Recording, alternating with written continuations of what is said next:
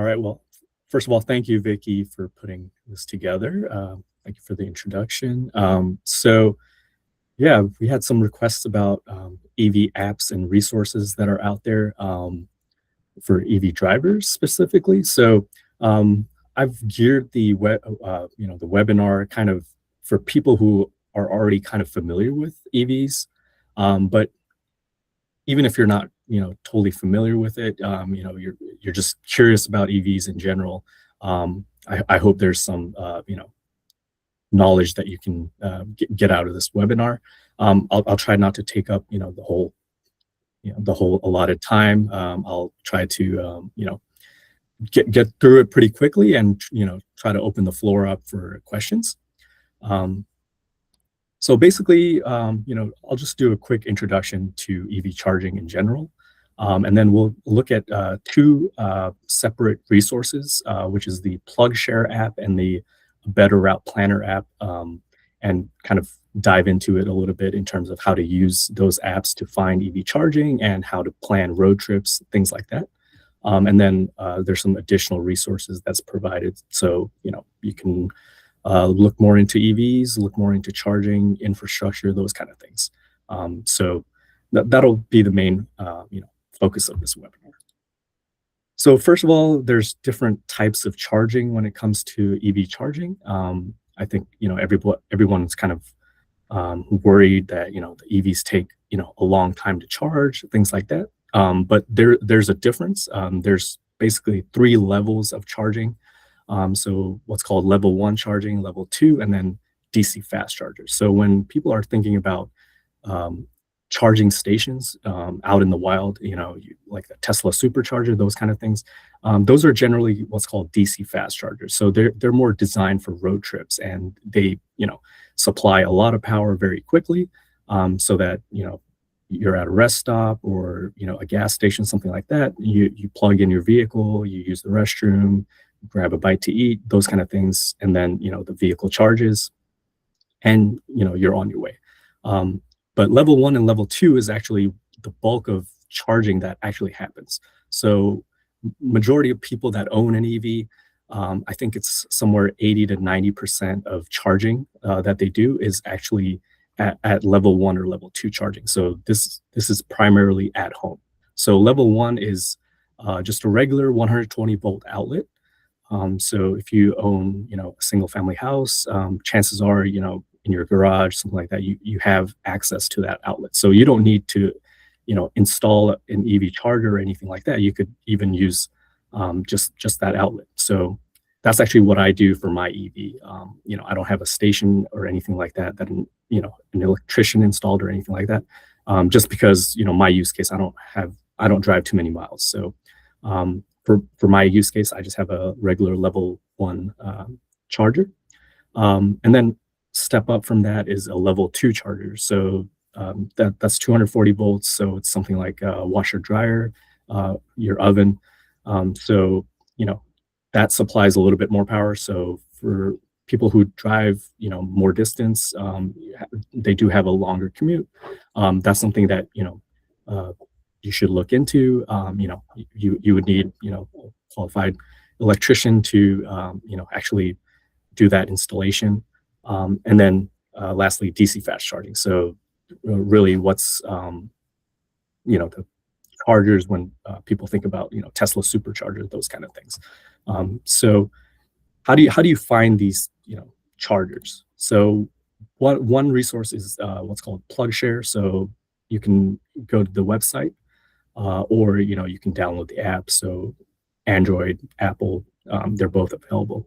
So when you first go into PlugShare, this is something kind of what you'll see. There's basically green, there's orange, so it's kind of confusing. Like, what am I looking at? You don't really know. So if you look at the bottom right, you'll see that there's a certain number of stations that's there, 600 or so stations, and then you can zoom in on a location, zoom out, that kind of thing, and the number of charging stations will adjust. But this is the Baltimore region, and then you can filter through and look through different items those stations themselves. So if you click on that little tool up at the left there, it will bring you to this legend, and then it will provide you information as to what you're looking at. So we had those green dots, we had those orange dots. So the green ones are publicly available level 2 chargers. So those are on the slower side. The orange one is high power. So those are the fast chargers. So normally when you're going further distances, you want to look at the high power ones. But if you're going shopping, or if you're just somewhere where you're going to be spending a couple of hours, then the green level 2s, those are good options. So a lot of times they're in parks, libraries, those kind of areas. So where you have those longer dwell times. And then the other helpful thing that PlugShare has is what's called a plug score. So it goes from 0 to 10, so 10 being the highest. So it's a crowdsource rating. So people will go into these locations and say, I had a good experience, or I didn't have a good experience. I was able to charge, I wasn't able to charge. There's amenities nearby, restroom, or somewhere to eat. So the plug score is pretty helpful in identifying locations that are better than others. So when you go down to the filter some more, you'll be able to slide the plug score, and then filter out depending on what the score is. There's also kilowatt range. So if you wanted to just focus on certain amount of power, you could slide that scale and look for only something that's very high powered versus something that's lower powered. And then station count. So a lot of the trouble with EV charging is that sometimes there aren't enough stations. So if you go to a location and it's all occupied, you're kind of waiting in line or something like that. So you can filter by stations as well. So the higher number of stations you have, obviously less likelihood that it's going to be crowded. And then amenities. So again, there's different options you can look at, dining, restroom, those kind of things. So a lot of times people are just happy that there's a charger where it's needed, right? So but longer term, I think we need these things for the EV adoption to really increase, as the amenities to also be there. And then there's also additional filters. So some chargers are located in like dealerships, so you can click high dealership on there, and then filter the locations that way. So there's also plenty of other filters on there. So locations that might be coming in the future. So if you're if you're curious to see if in your area there's a station that's in construction, or permit has been filed, those kind of things, those will also be available on there. So let's say you have family out in a different part of the state, or across state lines, you can go and see, okay, this is where there's charging available, at my parents' house, or relative's house, or in that area. So all of that, it's very helpful. And then there's parking. So depending on if it's in a garage, those kind of things, that's also there. And then the big one is the networks. So unfortunately, all these charging stations have different networks that they rely on to process the payment. Now, California does have a rule where any new charging station that's going in has to have a credit card reader on there. It can't be through an app solely. So I think in the future there'll be more of a push for what's a kind of a gas station style payment processing, where you just go up to it, tap your credit card, or whatever. Right now, a lot of these companies want you to download their app and put your personal information in there, put your credit card information, all of those kind of things, because they want your data, right? So unfortunately, that's kind of the like a barrier to EV adoption, is you have these different apps, and you're having to juggle all these things. So hopefully, we get to a point where it's kind of just like the gas station experience, where you can just plug in, tap your credit card, and that's it. But you're able to filter it through the networks, and then if there's particular network that you like, then you can just select that and see what's going on in your area. So one thing you should do on PlugShare is like add your vehicle. So add your EV on there. Now, if you don't have an EV, you can add an EV that you might be interested in looking at, because there's different types of plugs. So different EVs. So Tesla has its own charging cable connector, which is different from, let's say, like a Ford or a GM vehicle. Now, all of the vehicle manufacturers, they're all moving to the Tesla standard. So a lot of vehicles that are coming out this year and into next year, they'll all start coming with the Tesla plug. So you won't have to use adapters, those kind of things. But right now, there's kind of different charging, standards, and it can be kind of difficult to figure out, okay, which one works well with which one, those kind of things. Sam just asked, will that include Nissan as well?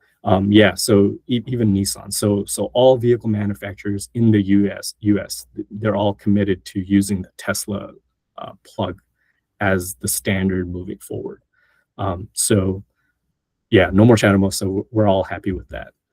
So if you go into PlugShare, just click add vehicle, and then like I said, I drive a Tesla Model Y, so I put my information in there, and then what it automatically did was it selected the plug type that matches my vehicle. So now it will show me stations that are compatible with my vehicle only. So before, we had a lot of noise when we first went there. You saw all of this different stations. I just want to see which ones are compatible with mine. So what I'm going to do is I'm going to add additional filters on there, and so this is what it looks like based on what I filtered it through. So these are Tesla compatible chargers, and then you might have noticed none of them are green; they're all orange, and that's because I put in a filter to add 150 kilowatt as the minimum. So anything below that, that's on the slower side, it's not showing up. So anything above 150 kilowatts, is on there. So you'll see a lot of the stations are along, highways, corridors. So and that's what makes sense, right? So if you are, traveling, you want to be able to quickly, recharge and go about your business. So that's PlugShare. And another one is called a Better Route Planner. So a Better Route Planner is more designed for road trips. So if you wanted to go from, let's say Baltimore to somewhere for vacation, you can put that information in there, and it will automatically give you a route. It will optimize based on your vehicle and, charging time, all of these kind of things. So same thing with a Better Route Planner. If you go on, the website or the app, first thing you should do is, add your vehicle. So I've added my, Tesla in there. And then once you're in there, you can put your destination in there. So just for fun, I put in Miami as a destination. So Miami is, pretty far away. So you'll see it's showing that the recommended route is, 19 hours and 19 minutes. And 2 hours and 6 minutes of that time is, for charging. So it's telling me that, I need to make 1, 2, 3, 4, 5, 6, 7 stops. So it will automatically tell you where you should go, where you should plug in, those kind of things. So what it's suggesting I do is when I leave Baltimore, I should stop at Stony Creek, Virginia. So when I'm leaving Baltimore with 90% state of charge, I'll get to Virginia at 19%, and I'll charge there for 10 minutes, and I'll get up to 51% battery charge. So basically, I've driven for 3 hours and 13 minutes, and then I'll stop at the Tesla charger, and then I'll drive for another hour and 30 minutes, go to the next Tesla supercharger, charge from 10 to 57%, charge for 15 minutes. So it's good that it automatically, calculates all of those things based on, the vehicle that I have. Now, let's say you don't like the route, there's something, there's a location that you don't like, you want alternate. So you can click on the options on there, and you can select, fewer charging stops, or, you can adjust your destination state of charge arrival. So what I like to do is I look for a hotel that has a charging, an EV charger, and then that way I can get there with 10% or 20% battery, and I can just use the hotel's charger. But if I go somewhere and the hotel or the place I'm staying at doesn't have an EV charger, then I might want to have a little bit more charge. So I might bump that destination arrival state of charge to, let's say, 50%. So it will automatically calculate based on those kind of factors that you want to put in there. So once you do that, it will recalculate, and it will give you a new route. So just for fun, I put in a different vehicle just to show you kind of the difference between EVs. So not all EVs charge at the same speed.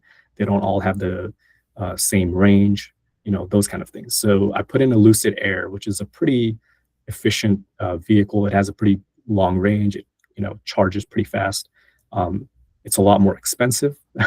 So I put Lucid Air in there. Now it gives me a different route. Now it says 8 hours and 23 minutes, and charge time is 1 hour and 17 minutes. So a lot less charging with the Lucid Air. So same thing, I'm leaving Baltimore with 90%. Now it's telling me to drive for almost 5 hours. So 4 hours, 57 minutes. So I'm not someone that would drive 5 hours without stopping.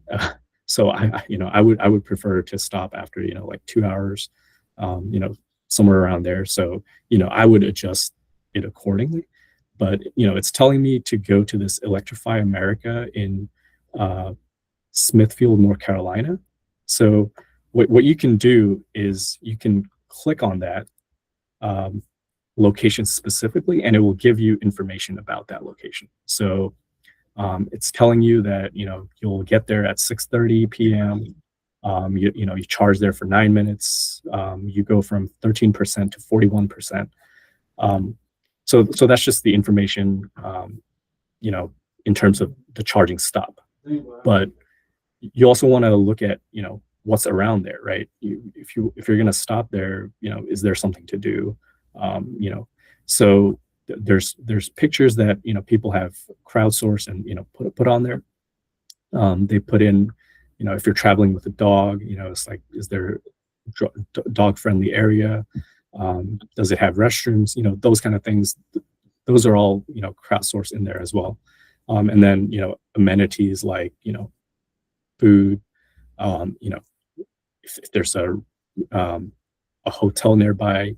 If there's shopping that you might want to do, those kind of amenities are also on there. Now, you can do the same thing also in PlugShare. So you can put the same address in PlugShare, and it will give you that same information. Now, PlugShare, from my experience, has been more accurate because people tend to use PlugShare a lot more than a better app planner. So, it has a score of 10. So that looks like a good place to stop. Now, the only hesitation I would have is there's only 4 chargers. So if I'm on a road trip and I go there and I really need to charge, but one of the one of the chargers is under maintenance and 3 of them are occupied, then I'm kind of out of luck in a way. I have to wait for people to be done charging, right? So what I'll do is I'll go back in there, I'll hit that little icon, and I will exclude the charger. So let's say there's a charger that I don't like, and I don't want to stop there. I can go in and I can say remove this charger, recalculate based on my preference. So I'll have the computer to do the calculation, and it will reroute me to a different location. Okay, and now you see it's grayed out, and once you hit replan, it will give you a new location. So now it's telling me there's an Electrify America at a Sheetz in Rocky Mount, North Carolina. So Sheetz is a gas station like service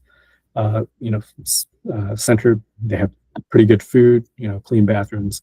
So I feel like that's a pretty convenient place to stop. So I say, okay, this seems like something I would want to go to, and this seems like a route I want to pursue. So yeah, so depending on your preference, depending on you're traveling with kids, with pets, those kind of things, you can adjust the route that it gives you. So you want to have shorter stop time, then you can filter it that way, or you say, okay, the stop times doesn't really matter. You can adjust the calculations accordingly. So right now, we're using these apps, we're using these resources because there's a lack of charging, right? So for 100 years, gas stations have been going in, and when you go to buy a gas card, you don't ask the salesperson, what's the range on this RAV4, or any gas car. People haven't asked for range, how much range it has, right? Because we're all familiar with where gas stations are. Everywhere you turn, there's a gas station. So infrastructure is not a problem. Also, charging time, refueling time.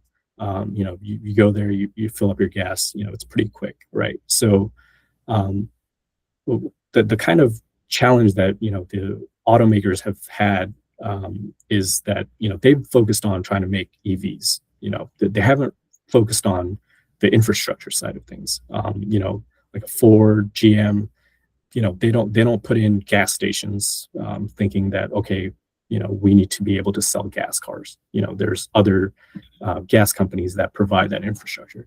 But more and more, the automakers are seeing that they actually need to put in the charging infrastructure. Otherwise, they're not going to be able to sell the vehicles. So IONNA is a company that these 8 automakers have all pooled money together, and their goal is to just put in as many charging stations as possible. They're targeting 30,000 charging sites by 2030, and they're also focusing on the customer experience. So it's not just putting in chargers; it's also putting in the amenities, so that people have a good experience, right? So things like canopies. All the gas pumps have canopies on them. For a long time, gas EV chargers, especially me driving a Tesla, when I go, they're kind of in the middle of nowhere. Sometimes the the trash cans are overflowing, the restroom's not nearby. So the focus now is more on experience and having these services available to EV drivers, so that when you actually have people interested in purchasing the vehicle, what are the concerns that people always bring up, right? One of the things is obviously the sticker price. So with EVs, there's a premium that you pay compared to a gas vehicle, but that is closing. So that gap is getting smaller and smaller, and eventually we'll get to a point where an EV and a gas car, they'll both have similar price sticker price on them. Another challenge is charging, so this infrastructure, and then another challenge also is range. So all of these things, they're improving, and people are trying to improve it.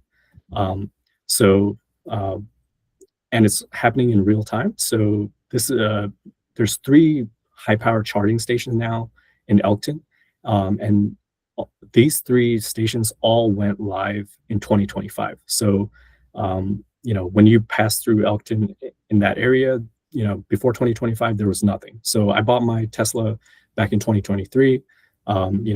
In Elkton, it was kind of a like a desert, right? Charging desert. But at the end of 2025, these 3 locations all were functional, and so you're no longer picking a spot just because there's EV charging. Now you're also looking at what's available there. So there's charging station at Wawa. It's at a Travel Centers of America, and then a Pilot Flying J. So all of these locations, they have the amenities, food, restrooms, all of these kind of things.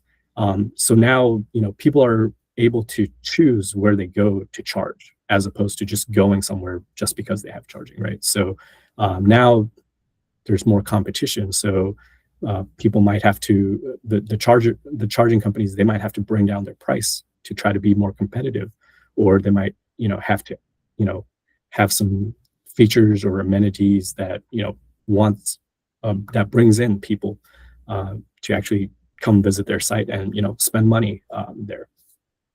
So all of that is rapidly, expanding, and it's all getting better. And the big plus point is Walmart. So Walmart is actually stepping in and installing EV chargers at their supercenters. So I think something like 90% of America lives within kind of 1 mile of like a Walmart. So if Walmart has EV chargers, that really helps with people that live in multifamily houses, so apartments and condos where they wouldn't be able to access overnight charging. So they would be able to go once a week when they do their shopping, plug in the vehicle, and then by the time they're done shopping, the car is charged. So a lot of really exciting things are happening kind of in the background, and it's all private money. So it's not a lot of people were worried that there's going to be EV pullback because of lack of funding and those kind of things. But even if kind of at the government level, different federal, state, or whatever, right? Even if there's not as much support as there was before, these companies, they're profit-driven companies. They're not charities, right? Walmart is not a charity. They're not doing it for fun. They're doing it because they see value. They see the potential to make money from this. So if you learned anything from this, you can go into PlugShare. You can filter and see if there's any Walmart EV chargers in Maryland. The answer is right now there aren't none. They're coming, but if you go to Texas, if you go look at the map in especially in the Dallas-Fort Worth area, you'll see that there's a lot of stations that have gone live, and people are, using them right now. They're charging, and Walmart is planning to do it, across the U.S., not just in a select area. They're going nationwide. So, people are always, thinking, should I buy this vehicle? What will I be able to charge? Those kind of things. But you know, that shouldn't be as much of a worry, as you start seeing more of these pop up, and especially if you use PlugShare, you'll be able to see that there's more and more, charges popping up, and you might have a charger or two popping up in your neck of the woods, if you want to take a look at it.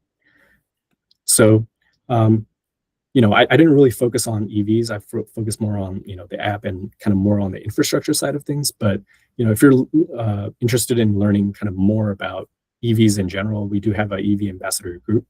And that's basically a group to, knowledge share. People talk about, what vehicle they have, and, what the experience was like when they went somewhere. And it's just about sharing that knowledge, and just helping each other. So if you're interested in joining, we're making the slides available, so you can sign up. Our next quarterly meeting is June 5th. So feel free to join us. We also have a Google Space, like a group chat type of thing. So in addition to that, DGS will be at the Kick Gas Annapolis event. That's April 19th. So come out there if you're free. It should be a fun time. Hopefully the weather's looking good for there. The weather's improving now, so, but it is Maryland. You never know with the weather, right? So, but it's a free event. Feel free to come out. There'll be electric vehicles on display. You can talk to different owners, that kind of thing. And then last but not least, DGS Earth Day, we have our event on April 29th. So a lot of green vendors will be there. We'll have fleet vehicles. So you'll be able to do ride and drives, test out the vehicles. So there's a lot of resources that are out there. So if you're interested in learning more, then, you can also visit these kind of websites. They give you more information. So those are my slides. So I'll just open it up for any questions that people might have. This was fantastic information, Saab. Thank you so much. I know that as somebody who currently does not own an EV, I do know that one of my concerns with it is, where would I charge if I got one? So it is nice to know that there are so many resources out there, because that is, so that's the top concern for me. I'm so used to being able to go to a gas station. So we do have a question, Maria. Hello, everyone. Good afternoon. And thank you, Saab, for providing this information. My question is, while you shared some good information, I'm just wondering if by chance, since you're in many associated groups with EV, do you know if there is going to be a cutoff at some point where people would be forced to buy EVs so they won't be able to buy any more gasoline-based cars? So there's no legislation saying that, you need to buy an EV. From a state fleet perspective, that's a different story. So there is, light duty passenger vehicles. So there is legislation there where more and more fleet vehicles will become EVs as the years go by. So nothing in terms of personal vehicles. So if you drive a gas or a hybrid, there isn't any kind of legislation that says eventually you have to buy an EV. But I think what will naturally happen is when people look at the benefits of buying an EV, the fueling costs, the lack of maintenance, those kind of things that I didn't really touch on in this webinar. it will ultimately, economics will win out, right? Ultimately, that's where things will happen. It's not because of any kind of legislation that I think people will adopt EVs. I think ultimately when people kind of do the calculations, they run their numbers. They'll see that, okay, oh, the math works out. So especially right now, I think because the oil price is increasing, people are kind of looking at EVs. I mean, anytime the price of gas increases, people, there's more interest in EVs. But nothing in terms of like legislation forcing people to adopt EVs. Thank you. It's almost like you drove by the gas station and saw that gas is $4 a gallon right now. Yeah, I mean that's the other thing is I haven't been to a gas station in I don't know how long. So I before I would always look at the price, right? So like I haven't really looked at it. I guess I've only looked at it recently because it's in the news and everybody's like, oh, it's increasing, and I'm just like, okay, well, okay, I guess it's $4 now. I don't know what it was, a month ago, 2 months ago. Like I wasn't really paying attention to it. But I mean, that kind of speaks to, I mean, the equity issue, which is that, lower income households, fueling costs is a larger percentage of their household income. And so lower households would actually benefit from having an EV, and having lower costs to own that EV, but they also have the biggest hurdle in terms of charging infrastructure. So they might live in apartments where they don't have access to charger.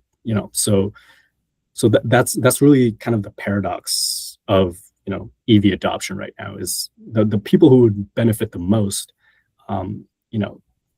don't. There's too much of a stumbling block right now, and people who can afford to buy these more expensive EVs, they cost if you really want to buy like a really nice EV that charges really fast and has very high range, then you're looking at north of 60,000 for like a sedan versus 80 90,000 for like an SUV.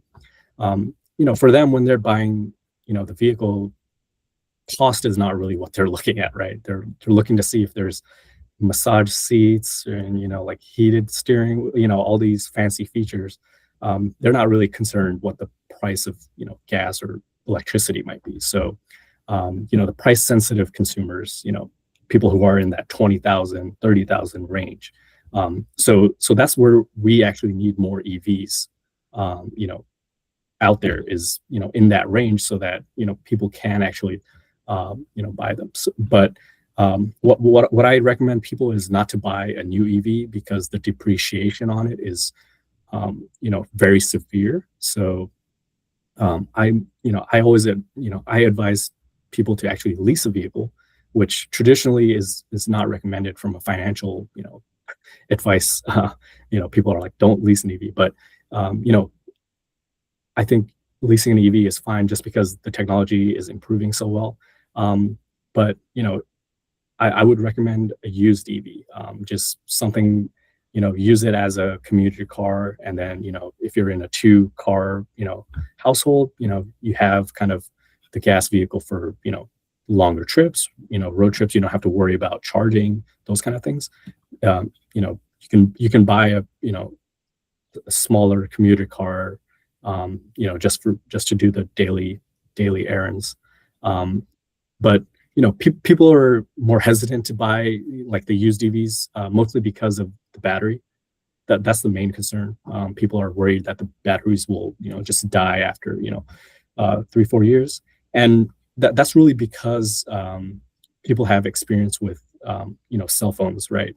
Our cell phones and laptops, after a couple of years, it doesn't hold as much charge as it used to. So people are kind of with that mentality, they've kind of transferred that over to the EVs. But EVs have kind of more sophisticated battery management systems. So they're kept in much better shape as well.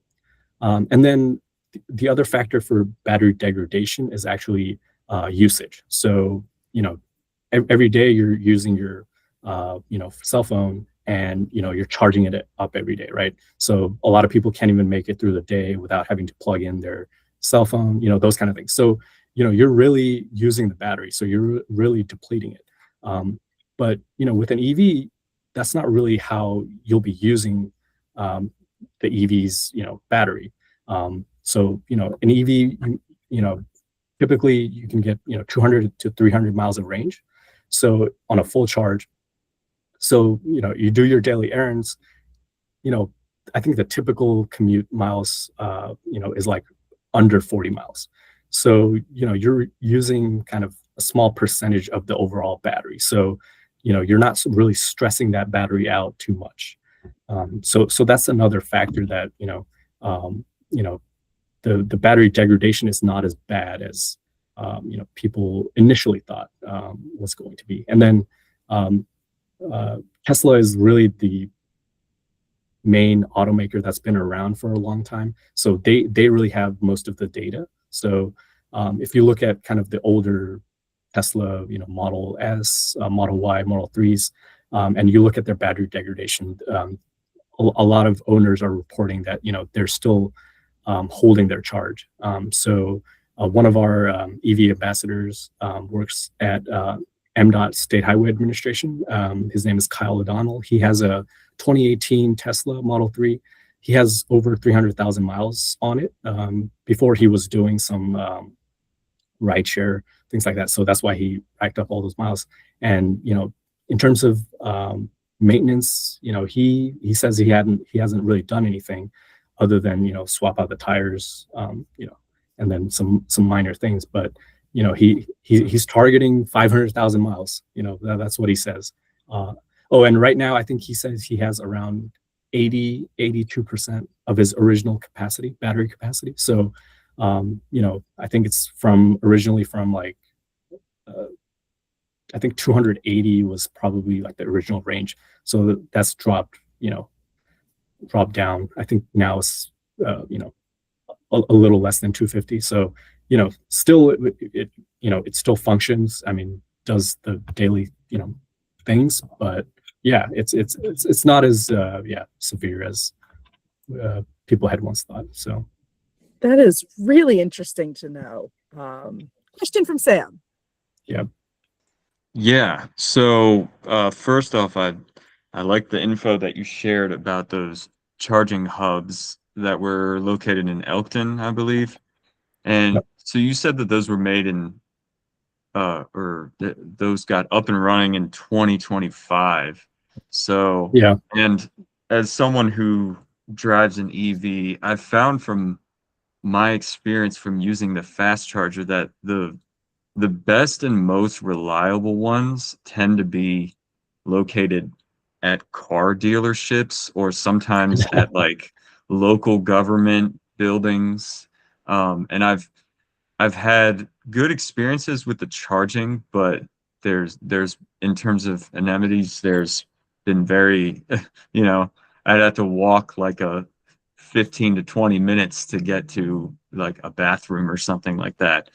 So I yeah, do think that these charging centers that have multiple different chargers would definitely be a good thing for the future. So my question is there well, I guess how long was the process of them I guess designing that and for it to become up and running? Because I'm curious as to, is that going to be what we see more of in the future while there's overlap with other charging stations that there's a lot that are under repair and need maintenance. So I'm wondering yeah.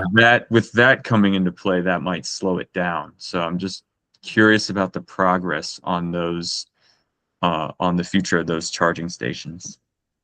Yeah, so there is another website that I'll just share. It's called I'm going to put this in my in my slides. It's called DCFC Tracker.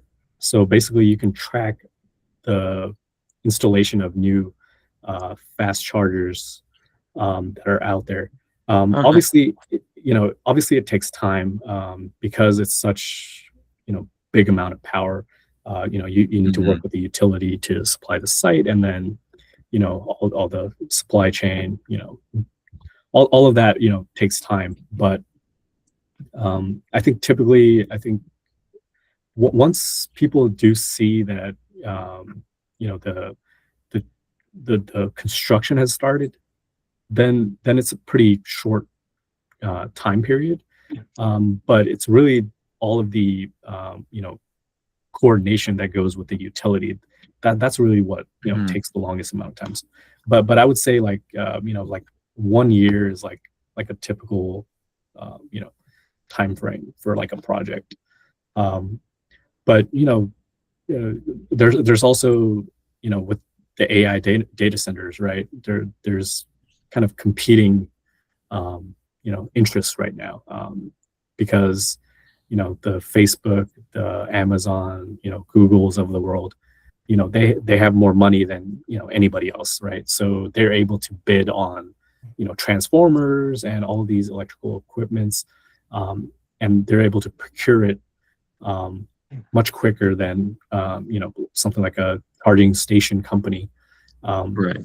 So that's really the interesting thing that I'm actually kind of looking out for, is really the demand that's increasing, because that could really swing things towards adding more of those, if the people that can do it so quickly start to see the math and have it work for them, then we might see a big ramp up in that. But that is a big variable to consider there. Yeah. And I mean, I don't hear it as much now, but maybe a couple of years ago, people were talking about the grid, and well, EVs will kind of collapse the grid, like the grid can't handle it. Now with the rise of AI, I mean, the data centers take way more energy. Their demand is almost nothing compared to EV chargers. So now that kind of concern hasn't really popped up. So I think a lot of it is just there's vested interest in slowing down EV adoption, right? I mean, the oil companies, I mean, they're not interested in seeing electrification being adopted. So that's one of the many challenges, is unfortunately, like, EVs have become this political thing where depending on which political alliance you have, like, people are in whatever camp. But if you look at the global market, you look at what's happening in Europe, what's happening in China, in different countries, it's not a political issue. It's just a different technology, right? So they're just looking at okay, well, you don't have to worry about what happens in a different country. Whatever instability is happening in a different country, you're not worried about that affecting your day-to-day life. You're not having to worry about importing fuels across oceans. You're able to produce electricity with coal. It doesn't really matter. Electricity you can produce however you want. One country might have an abundance of wind, an abundance of solar, whatever source it might be, you can tap into that. So actually you can have energy independence from having electrical infrastructure. So what's actually happening in a lot of developing countries is they're actually skipping the whole kind of gas infrastructure, right? Putting in all that gas infrastructure obviously takes money. So they're kind of just skipping that, and they're going just towards electric, because electricity is something everybody needs. Well, you just build a more robust electrical infrastructure, and that can support chargers. Like in my home country of Nepal, I mean, the EV adoption is much higher than gas vehicles, because we have hydropower. that produces electricity. And so yeah, it's kind of like when phones were first coming out and you had landlines, and people put in all the landlines all throughout, and it's very expensive. But then you look at some other developing countries, they didn't put any of that infrastructure in. They just went straight to wireless smartphones, right? So in some places, that's the kind of infrastructure that they're looking at. Is they're like, well, we don't really need to put the gas infrastructure in, because we don't have any gas. We're importing 90% of all of our fuel, and that's very expensive. That it's a national security risk, all that kind of stuff. So yeah, it's just a shame that it's become kind of this political wedge issue, when it really doesn't need to be. It's just a different way of getting around. You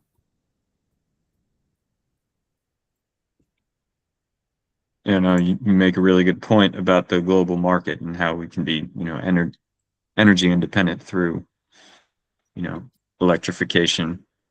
Whereas, you mentioned that the fluctuating gas prices sometimes is what motivates some people to look into the EV route. And yeah.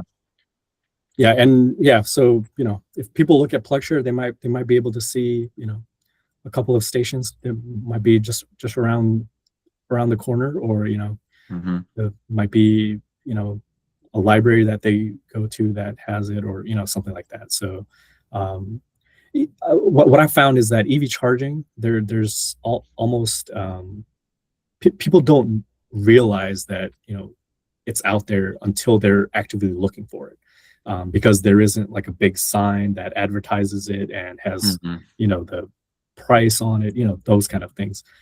It's kind of more in like a low-key location, and it's like you have to be like an EV driver to actively look for it, and then you find it. So I usually think, hidden behind some building. Yeah, it's like people are trying to keep people away most of the time. But I think there's like push towards putting like the EV sign along highways, where you have rest areas, and it has those signs for amenities, fuel, those kind of things. They want to put like EV as part of it. So all of this takes time. Like I said, I mean, we had 100 years to perfect the gas infrastructure, and even now you go to some remote places, people make sure that they have enough gas and everything with them. So the good thing is we can apply all of that knowledge to the charging infrastructure, and a lot of places already have electrical infrastructure on there. So it's just a matter of doing what makes sense, and making sure there's a trash can, there's a restroom, just basic amenities, just and that will greatly improve things. I'm glad you mentioned the sign too, because that was something I was kind of wondering. Like, as you're driving down the highway, you see the amenity signs of, hey, there's a hotel, there's a hospital, there's food, there's a gas station. So it would be nice to start seeing like, hey, there's EV charging here. And this has been absolutely fantastic information, Saab. I cannot thank you enough for doing this for us. One last plug for the Earth Day event. If you would like to come check out some of the fleet vehicles that we have that are electric vehicles already, come on down to State Center. There's going to be the ride and drive opportunity as well, so you can ride in or potentially drive one of the electric vehicles. If you do not work in State Center, little fun fact, we are going to open up the parking lot, so you are able to come and park near the building, so that way that is not a barrier for people coming and checking out the event. So that is going to be Wednesday, April 29th between 11 and 1. And so we hope to see a bunch of you out there. And then, like I posted in the thing, like Saab mentioned, we are going to share these slides as well, so that way you'll be able to click on the resources. And if you have any questions about EV stuff, you are welcome to reach out to Saab. He is just an absolute wealth of knowledge when it comes to this. He is, anytime I have any EV related questions, I immediately go to him because I am not even going to pretend like I'm a subject matter expert in that field. So we very much appreciate your time, Saab. You have been fantastic. And with that, I'm going to turn off our recording if I can figure out how to get the button back up. There we go.